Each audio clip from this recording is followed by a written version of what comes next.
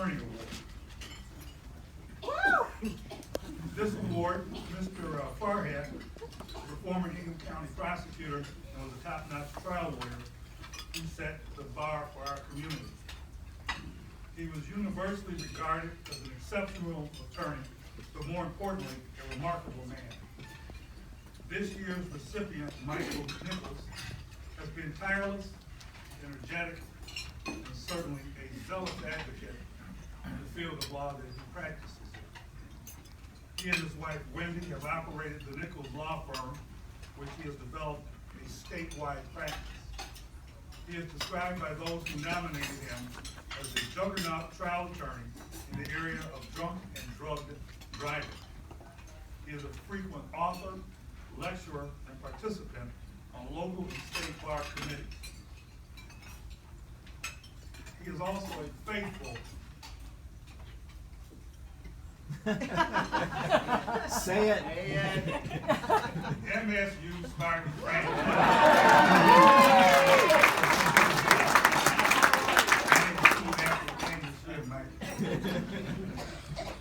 Please join me. I've known Mike Nichols since he was a pesky reporter for Channel 10. And we were just talking about that earlier. I guess I thought it was about 15 years ago. So more like 25 or so. Yeah, 30. But at this time, our award winner, the Leo Farhat Outstanding Attorney Award, Mr. Mike Nichols. Mike.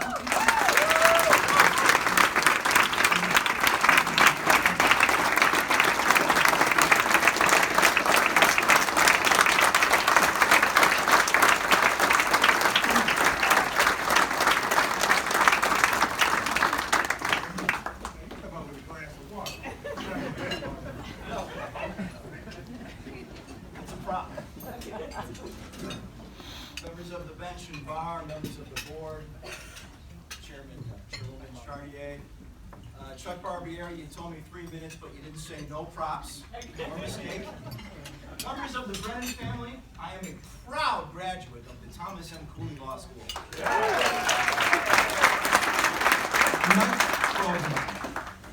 I went to the night program last week. While I worked at Channel 10, chasing around people like Hugh Clark and Frank Reynolds and some of the others. So I'm humbled by this award. I want to start by thanking Wendy, my beautiful wife, my law partner. I'm not going to get through what I was going to say. Just not going to do it. I just want to say thank you for keeping the wheels on the bus turning.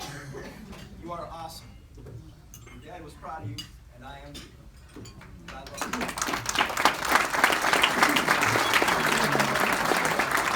We lost Fred, Wendy's dad, this past month. He was a great man. Right now, it's opening day of firearm deer season. He's in the blind in heaven. For sure. My kids, Lauren Ashley Nichols, Christian Charles Nichols, and Morgan Marie Nichols, thank you for your sacrifices. They are not unnoticed. All those moments I'm on the cell phone, talking to a client, talking to a lawyer, on the laptop, whatever. You guys, your sacrifices are so, I'm so blessed by all of you, and I'm really proud of the people who are becoming. Now, let's bring the microphone down for a short guy. Leo, as I understand it, wanted his law firm to be like his family. And I like my law firm to be like a family atmosphere and a family environment. And members of our firm are here. Karen Phillips, for 10 years, you've been one of the best lawyers who's just kind of flown under the radar. James Hios, still kicking ass. Matt Hios, Chris Wickman, you guys are all great lawyers. I am proud to share a letterhead with each and every one of you. Law clerks who are here, Aaron Martinez, very talented young man. You did a great video. That was much appreciated.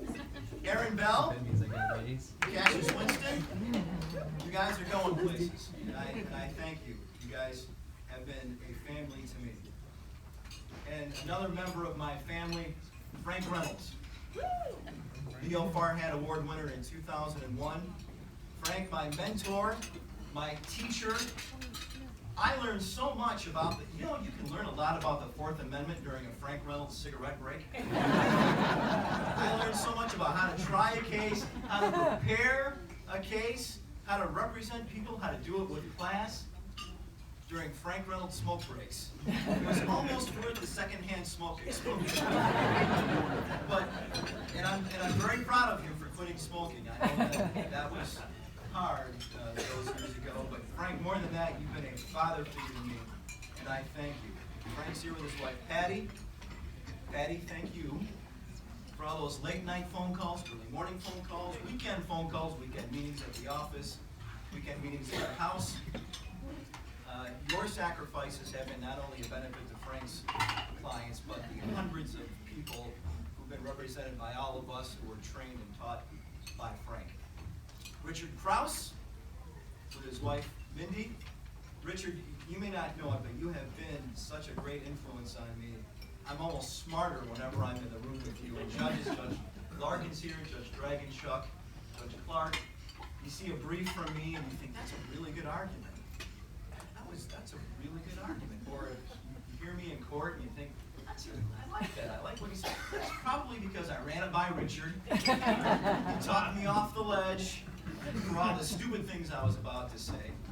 Richard embraced me 18 years ago on a case that Frank assigned to me, People versus Hudson. I know we shouldn't say client names, but it's a Court of Appeals published case. What a brilliant tactician he was in leading us, and thank you from that point forward, teaching me so much, and thank you for talking me off the ledge so many times, including today. Andrew Abood, my good friend, who pushes me off the ledge. I need to be pushed off the ledge. One of the smartest lawyers and one of the best guys on his feet I've ever seen. And probably out of all of us in the room, and I don't know all of you, this man has one of the biggest hearts out of anybody in the Lansing legal community. We'll do a case and not get paid. I don't know if Andrew, you got paid. I remember 12 years ago a very notorious murder case in Ingham County. I was sitting there on a Sunday morning in the Ingham County Jail with Andrew. It's like the day before trial. We're going to be 8 weeks in trial. Wendy and I have just opened up a law firm. And I'm standing there and Andrew says, how about we're a poor man's Fred Abood and a poor man's Frank Reynolds? True story, Frank. And I said, are you kidding me? I hope not. Because those guys were really good. This is a big case. But Andrew, I want to say this. Thank you for making me better, pushing me every day to make me better, and for being such a good friend. George Zoulakis, not only a hell of a dresser, but I watched you cover a case, People versus No. I never published a public case when I was a news reporter, and you did such an awesome job. That had an impact on me, and you may not even know it, but I've never seen anyone be wrong and then right and then wrong and then right on one issue, and then right and then wrong and then right and wrong on another issue. And throughout the years, you were always there for me, you checked in on me, and you always told me, take care of yourself. Don't worry about taking advantage of every billable moment. Take care of yourself. And I've never really followed that advice the way I should. And George also, like Frank, recently retired. I hope it's not true. I hope you stay busy, but I want you to keep taking care of yourself. And thank you for everything that you've done for me and your friendship. Judge Clark, who was once known as Hugh Clark, I think I said in a video that Aaron and I did a couple years ago that he was one of the best, maybe the best cross-examiner I've ever seen. I covered, as a news reporter, one of his cases, Firegate, and I hate to tell you, but it was like 1994. And his wheels were always spinning. He was always thinking, always listening. Nothing got past him in court. And then, when the years went by and I became a lawyer and I would talk to Hugh about Judge Clark, about cases, we had a couple of cases where we had co-defendants. We would talk about what this witness has to say, what this theory is. I've got the best Hugh Clark quote out of anybody. Here's what it was. What do you think about what this witness is going to say? Did you read that? Yeah. I'm like, huh? Okay, let's go forward. Let's cross the line. But When I was a news reporter in law school, I remember I'd run into then Hugh Clark, and he would say, man, keep working on it, keep knocking down those semesters. You're getting it done, because that's not easy doing night school, let me tell you, when you're working full time, even though being a news reporter isn't. Thank you for that encouragement and that counseling, and throughout the years, giving me words of advice. Frank, I got a picture of you from your retirement party. I blew up a picture of just a few of us who you've trained and taught and worked with. We didn't have Judge Baird there, but we had George Zulakis there at your retirement party. I signed it. I'm going to try to get it signed by everybody.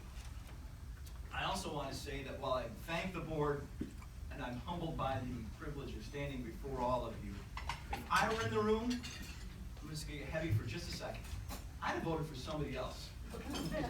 I'd have voted for Matt Newberg.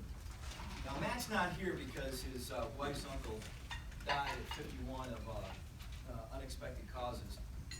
And I talked to Judge Cunningham and Judge Aquilina before tonight about this.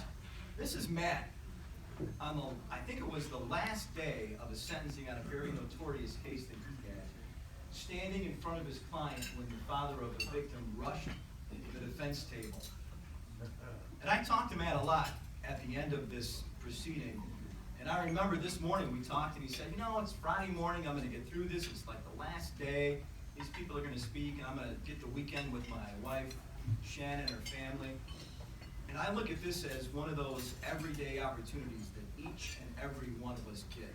Whether you're a judge, a prosecutor, a trial lawyer, or a civil lawyer, every time you get a chance to stand up in a moment that seems insignificant or tedious, because sometimes our jobs feel tedious, we do the same thing over and over again, but it's big on the other end. I mean, he sees this guy, and we talked about it, coming out of the corner of his eye, and he stands up, and he's doing his job. Isn't that an example of doing your job? That's awesome. And I appreciated that. I've never been more proud to be a lawyer. So I just want to say in closing, embrace those everyday moments.